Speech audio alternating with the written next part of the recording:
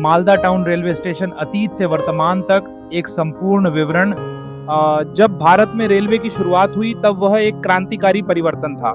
16 अप्रैल 1833 को ब्रिटिश शासनकाल में भारत की पहली पैसेंजर ट्रेन मुंबई तत्कालीन बंबई से ठाणे के बीच चली।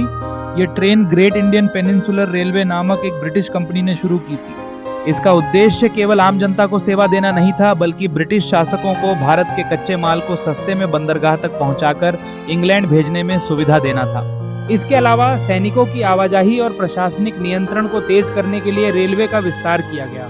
धीरे धीरे ये रेल नेटवर्क पूरे भारत में फैलता गया। इसी क्रम में पश्चिम बंगाल के उत्तर और दक्षिण हिस्सों को जोड़ने की जरूरत महसूस हुई। मालदा, जो ऐतिहासिक रूप से गौड़ और पांडुआ जैसे नगरों के निकट स्थित एक सांस्कृतिक और व्यापारिक केंद्र रहा है, उसे देखते हुए वहां एक रेलवे स्टेशन की आवश्यकता महसूस की गई। वर्ष 1959 साल में मालदा टाउन रेलवे स्टेशन की स्थापना हुई। उस समय भारत के प्रधानमंत्री थे पंडित जवाहरलाल नेहरू। इस स्टेशन को शुरू करने का मुख्य उद्देश्य था उत्तर बंगाल और दक्षिण बंगाल के बीच सीधा रेल संपर्क स्थापित करना, जिससे लोग आसानी से कोलकाता और अन्य हिस्सों में जा सकें। शुरुआत में ये एक छोटा सा स्टेशन था, कुछ ही प्लेटफॉर्म थे, सुविधाएं सीमित थीं, टिकट हाथ से काटे जाते थे, रुकने वाली ट्रेनें भी कम थीं और यात्री सेवाएं न्यूनतम थीं।